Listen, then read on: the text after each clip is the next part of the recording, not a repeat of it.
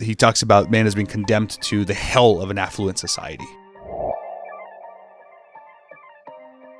So The One-Dimensional Man is a major work, arguably one of the most influential works of Marcuse. And in this book, he calls it the one-dimensional man because he's recognizing a problem within society. Capitalist, specifically American society, right, that he's seeing. So he's making an assessment of the contemporary culture. And in the book, he also provides some sort of an ideal of which man is called to be, right? So he provides a kind of framework of understanding who man is. Yeah. So he provides a sort of anthropology. Yeah. Right? This is kind of the book. And he's criticizing a capitalist society. Calls it one-dimensional. He calls it one-dimensional, right? What does that mean? Simply put, it means that man has become comfortable. He's become comfortable as a slave to the system. Yep. Because technology has tempered our revolutionary spirit. Yeah. It has stopped our conscience, our minds from criticizing those systems which are oppressing us. And so he's become one-dimensional because he's been comfortable. He's become comfortable, right? He talks about man has been condemned to the hell of an affluent society. That's right. Right? And I know the Frankfurt School was deeply critical of technology generally because in their view, man was kind of condensed to the reality of a square, which by a square they were talking about a TV or a screen. Yeah. Right? So all of a sudden technology became the way that we understood reality. But in their head, in Marcuse's mind, we became one-dimensional because we became slaves to what the technology was telling us, what the society was telling us. And we attached our identities to what? The American people. We attached our identities to the sport that was being broadcasted, instead of actually being critical of the systems that were, again, in their head, simultaneously oppressing us. Yeah, so it's the technology that's kind of oppressing us and pacifying us without us even really realizing it. And all the while, we think we're free. We think that we live in this free country and that we have all these freedoms that we're enjoying, but really we're slaves to the capitalists, the corporations, the bourgeois class that's still here, that's still oppressing us. But what they've done is they've tricked us into being happy with our oppression, right? Because we have cool gadgets and toys. Now, it's interesting. He says, he asked the question, how did this happen? How did we get to this one-dimensional society? And one of the things that he says, following upon some of the other members of the Frankfurt School, is, well, part of what brought us here is the Enlightenment, right? So the Enlightenment, which put all this focus on reason, on the development of technology, science. It was great. Like, it got us all these cool things. And it's been greatly beneficial for society in some senses. It's been very beneficial. But what it's actually done is it's provided the conditions for the ruling class to oppress us and to pacify us and to keep us content in our position of slavery. Yeah. So there's a kind of an ironic promotion of enlightenment in his mind, because in the one sense they're arguing for freeing man to the power of his reason and the power of creativity. But on the other hand, they're also simultaneously providing a new way to oppress man, right? So instead of reason becoming a liberating means for man, it becomes a dominating means for man.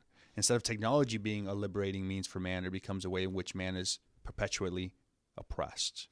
Yeah, so we've got this one-dimensional society, and it's, I read Marcuse on this, and this is where I do see, he was tapped into something true about our culture, right? Like, to a large extent, we are slaves to our technology. I know I am. We are pacified by the Amazon rules us because we can just get whatever we want whenever we want, and we're kind of happy with that. Yeah. And the market forces not only respond to, but even begin to shape our desires, right? Like, advertising makes us want things that we don't even actually need, but then we feel like we're in a position of scarcity if we don't have these things, right? So I think and this is why I think he was attractive. Yeah. Right? Because people were noticing this and thinking, like, this guy has a point. Yeah.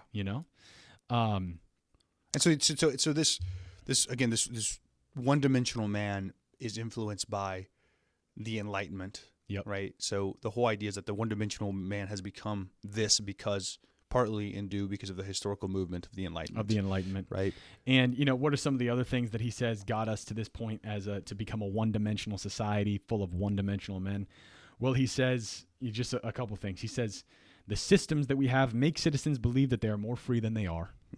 He says that the systems provide citizens with enough goods to keep them tempered.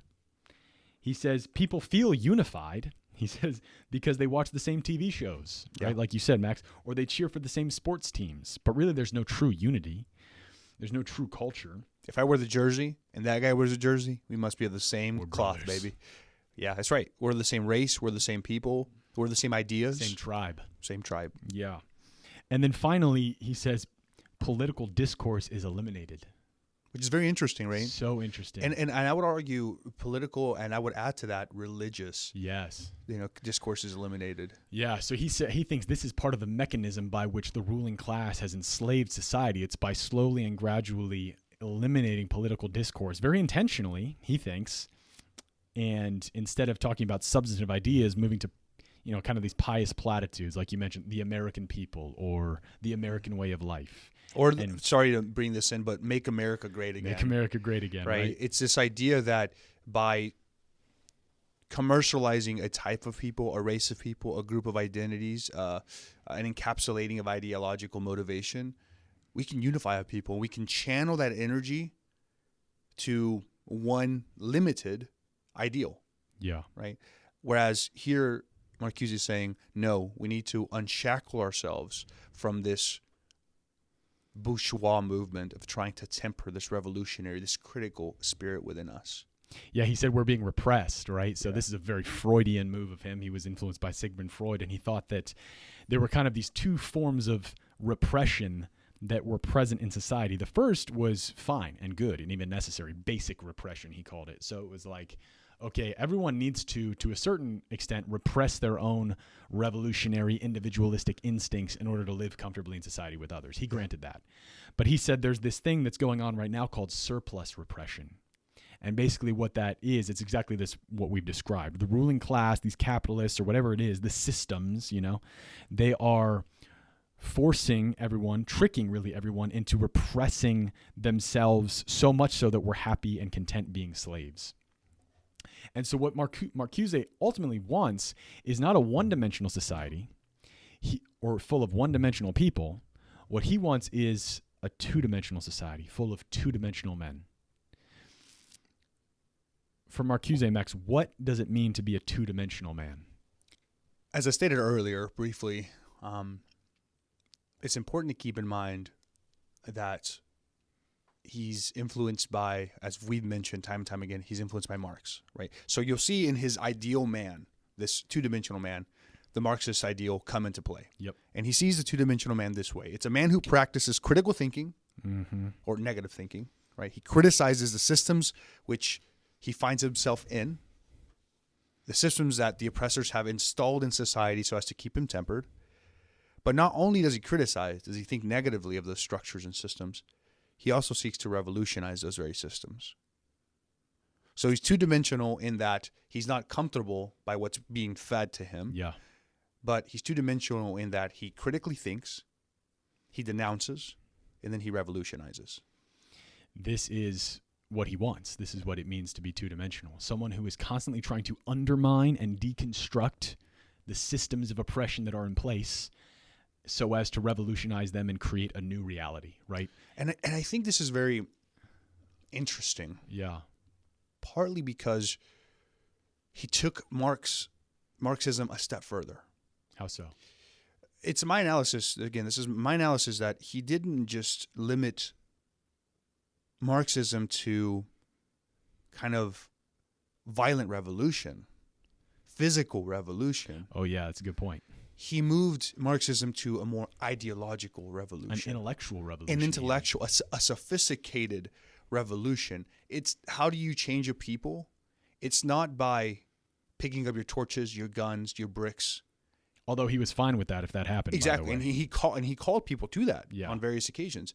But later in his writings, you see a development in Marcuse saying, no, actually, the way that we're going to revolutionize society, enliven this revolutionary consciousness, is by developing a consciousness and then promoting that consciousness through ideological means, through textbooks, through essays, through social media, right? And so he started using the same system that he was criticizing for his own means and the Marxist means at a larger venue. It's very sophisticated. It's very and again, hopefully at this point, like people are, our listeners, hopefully you can see, like, this is what's happening in the world around us, right? Yeah. This is what has come to be called critical theory, and you'll see it in different forms. There's critical race theory, there's the critical feminist theory, right? But basically, what it is, it's coming from this school. It's coming from this guy and his contemporaries who thought that the fundamental structure of reality was the conflict between oppressor and oppressed. That is what reality is made up of. And if we are going to get to where we want to go, whatever that means, if we're going to reach liberation, whatever that means, according to Marcuse, the oppressed have to overcome and overthrow the oppressors. And he was trying to cultivate that spirit in whatever way he possibly could. So like I mentioned, if I can cultivate that in the feminists, if I can cultivate that in the radical student movements of the 1960s. And the oppressed Negro class of the time. The oppressed Negro class of the time, exactly. Yeah. If I can get into the universities, right, and start to cultivate these ideals within the academia, that's what we need. We're going to overthrow everything. Interestingly, there is one more point I want to make before, we get to kind of the two steps that he thought were necessary to reach this two-dimensional society that he wanted. There's kind of a historical irony that Marcuse notices. He says that the very things that make society one-dimensional, the technology, the overemphasis on reason, the kind of sophisticated systems of oppression that are in place, those very things also provide us with the means by which we can arrive at a two-dimensional society, right? So precisely because, and again, he's a Marxist, he's Hegelian, he's reading history, he thinks that, okay, the conditions of history are changing now, which means human nature is changing, everything's changing, and what he's seeing right now is, okay, these forms of oppression, they still exist, but history has brought us to this place where now we have this incredible technology, now we have this incredible wealth.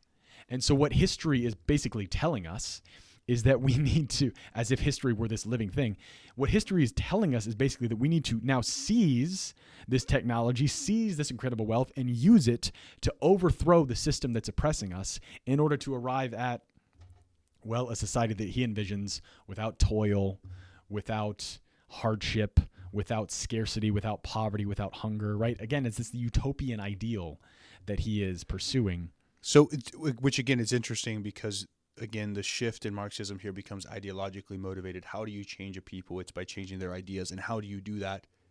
Well, you use the same means that they used to oppress you. Yeah. Namely social media, namely the TV, radio channels, textbooks, essays. What are they doing? Oh, they like that? Let's take it there. Oh, they're on their iPad? Let's take it there.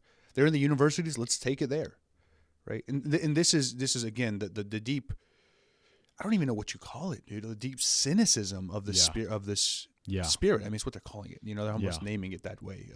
Some sort of But I just like our listeners to understand these trends that we see in contemporary society. They're not accidental. They didn't just show up out of nowhere. This was this way of thinking was planned and it was intentional. That's what blew me away when you shared this guy with me. And it's like, we've talked about Nietzsche, we've talked about Foucault, and so some of those ideas I see influencing our society, but like this was an intentional plan. And these are for all intents and purposes, brilliant thinkers. Oh, really smart. Right. And I think that's what I found fascinating when I was first exposed to him. I think as you had an experience with Joey, when I first read them and I was like, holy crap, like they saw the movements happening in the US and they foresaw how a revolution, their foresight was incredible. Yeah. And their ability to recognize that and then use that and deeply influence that. Yeah. Now, ultimately, even though they were brilliant, even though they noticed some things that were true, their